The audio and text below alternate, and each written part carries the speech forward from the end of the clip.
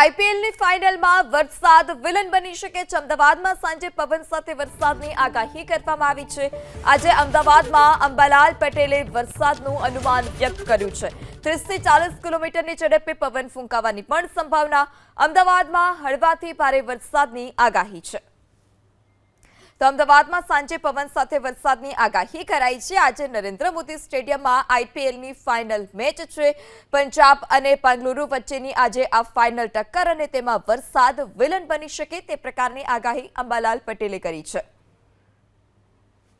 આજે સમય લગભગ સાંજના ભાગમાં વાદળો ચડી આવવાની શક્યતા રહેશે અને લગભગ રાતના 12 વાગ્યા સુધીમાં અથવા 1 વાગ્યા સુધીમાં રાજ્યના ભાગમાં હળવો ભારે વરસાદ થવાની શક્યતા રહેશે। અમદાવાદ ગાંધીનગરમાં પણ વરસાદ થવાની શક્યતા રહેશે। પવનની ગતિ વધુ રહેશે। વરસાદ વાદળો સાંજના ભાગમાં ચડી આવશે અને રાત્રિના ભાગમાં લગભગ વરસાદ થઈ શકે છે। રાત્રિના ભાગમાં મધ્યરાત્રિની આસપાસના ભાગમાં વરસાદ થવાની શક્યતા ગણી શકાય। તો હવામાન આગાહીકાર અંબાલાલ પટેલે મોટી આગાહી કરી છે। 12 થી 15 જૂન દરમિયાન ગુજરાતમાં ભારેથી અતિભારે વરસાદની આગાહી। આજથી 6 જૂન સુધી રાજ્યમાં વરસાદી ઝાપટાનું અંબાલાલનું અનુમાન છે। જૂન મહિનાના અંત ભાગમાં પણ ગુજરાતના અનેક વિસ્તારમાં સારો વરસાદ રહેશે। વડોદરા, પંચમહાલ અને ઉત્તર ગુજરાતમાં ભારેથી અતિભારે વરસાદની શક્યતા છે। કચ્છ અને સૌરાષ્ટ્રના વિસ્તારમાં પણ ભારે વરસાદની આગાહી। દક્ષિણ ગુજરાતમાં 15 જૂન સુધી ચોમાસું પહોંચવાનું અંબાલાલ પટેલનું અનુમાન। તો વડોદરા, પંચમહાલમાં પણ વરસાદની આગાહી। આ સાથે જ સૌરાષ્ટ્ર અને કચ્છ વિસ્તારમાં પણ ભારે વરસાદની આગાહી છે। 12 થી 15 જૂન દરમિયાન સમગ્ર રાજ્યમાં ભારેથી અતિભારે વરસાદની આગાહી કરવામાં આવી છે। 15 જૂન સુધી દક્ષિણ ગુજરાતમાં ચોમાસું પહોંચી જશે।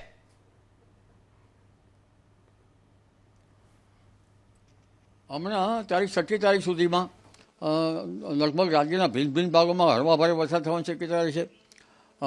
દક્ષિણ સૌરાષ્ટ્રના ભાગો, દક્ષિણ ગુજરાતના ભાગોમાં થોડોક વધુ વરસાદ થવાની શક્યતા રહેશે। અન્ય ભાગમાં વરસાદ થવાની શક્યતા રહેશે। 12 થી 15, 16 કે 17, 18માં રાજ્યના ભાગોમાં વરસાદ આવવાની શક્યતા રહેશે। 10મી જૂને એક નબળું ચોમાસું લગભગ દક્ષિણ ગુજરાતના દક્ષિણ ખીણ આવવાની શક્યતા રહેશે અને દક્ષિણ સૌરાષ્ટ્રના ભાગો, દક્ષિણ ગુજરાતના ભાગમાં 12 થી 16, 17 કે 18માં વરસાદ થવાની શક્યતા રહેશે અને એક પશ્ચિમ વિક્ષોભ કદાચ પણ આવી શકે જેની અસરના કારણે અને કદાચ સાયક્લોનિક સર્ક્યુલેશન બની શકે જેની અસરના કારણે લગભગ કચ્છના ભાગો, જામનગરના કંઈક ભાગો અને મહેસાણાના ભાગો, બનાસકાંઠાના ભાગો, પાલનપુરના ભાગો, વાવથરાના ભાગો અને અરવલ્લી, સાબરકાંઠાના ભાગો, ઉત્તર ગુજરાતના ભાગો અને પંચમહાલના ભાગોમાં વરસાદ થવાની શક્યતા રહેશે। વડોદરાના ભાગમાં થોડોક વધુ વરસાદ થવાની શક્યતા રહેશે। લીમખેડા, દાહોદ અને પૂર્વ ગુજરાતના ભાગમાં વધુ વરસાદ થવાની શક્યતા રહેશે।